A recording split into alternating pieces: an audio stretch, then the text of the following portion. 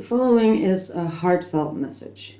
As someone living with an autism spectrum disorder, I feel like I always have to adapt to everyone, the entire world, and every person I meet, while nobody takes the effort or time to ever adapt to me. Even when I clearly communicate my needs, which I only do once a year, unfortunately, and now even less, I'm either completely ignored, not taken seriously, or laughed at. So these are some of the ways that I have to adapt to everybody else. The most important one is having a difficulty with non-literal cues, like non-verbal cues or things that are not spoken literally.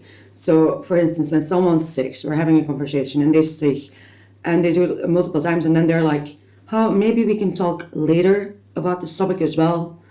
I do not understand at that point that they're trying to say, like, I do not want to talk about this topic anymore, I want to stop talking. So I keep going, they want to talk later about it as well. That might mean a million things, and the sick might also be a million things. Maybe it's something in the conversation, maybe they're as passionate about it that they have to say, I don't know.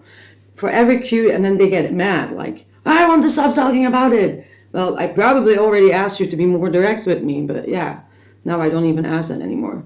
But these cues, they don't come intuitively to me as with another person. I see a cue and there are a million options, a non-literal cue. There are a million options it can be interpreted. So I have to go through all these options myself and then make out like what is the most likely meaning of this cue. And it's very exhausting. I have to do this every single day. This is due to that cognitive empathy is a bit of a challenge to autistic people. With psychopaths and sociopaths, it's the other way around. They have really high cognitive empathy and very low or no emotional and compassionate empathy.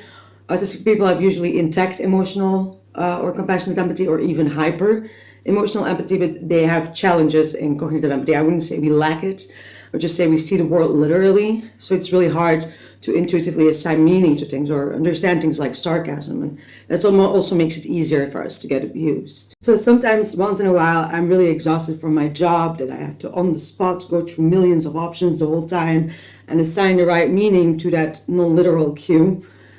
And then in the evening, I have to attend another social event, and I ask people, like, can you just be direct with me today, because I'm a bit exhausted and I don't think it's going to work when you're not direct with me. And they still give me this non-literal cues or non-verbal cues, and I don't get it, and then they either get mad or they're like, do you like empathy or whatever, because I do not get it on the spot, but I just ask them to be more direct. Meanwhile, every single day, 24/7, every day, I have to go through all of these options, do these non-literal cues on the spot, decipher them on the spot, which is very exhausting because people do not tend to talk literally or directly.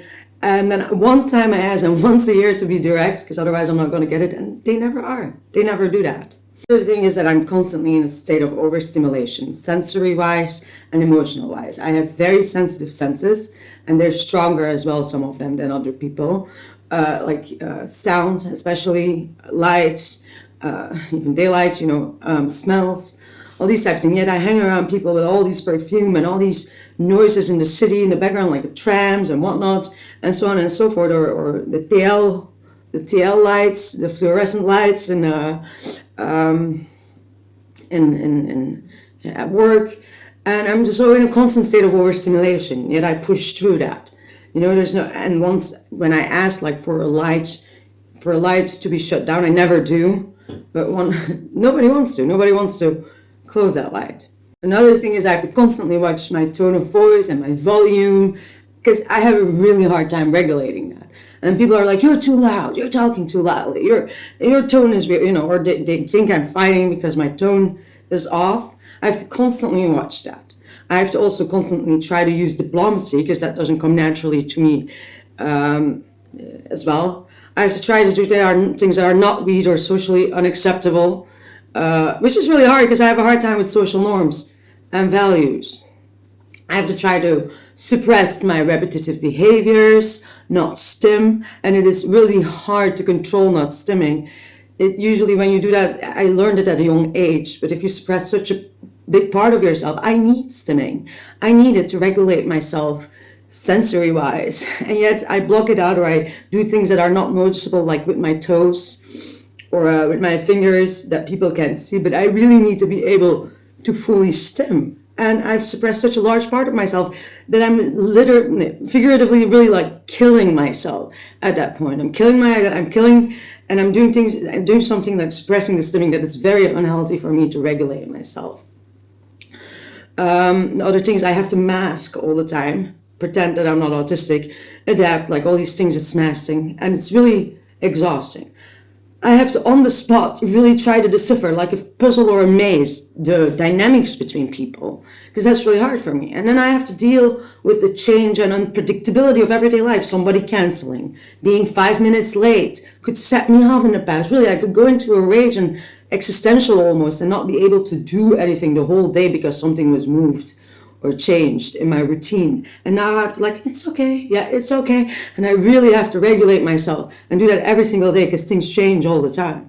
So these are some of the things that I constantly have to do to adapt to other people, which is really exhausting and really difficult.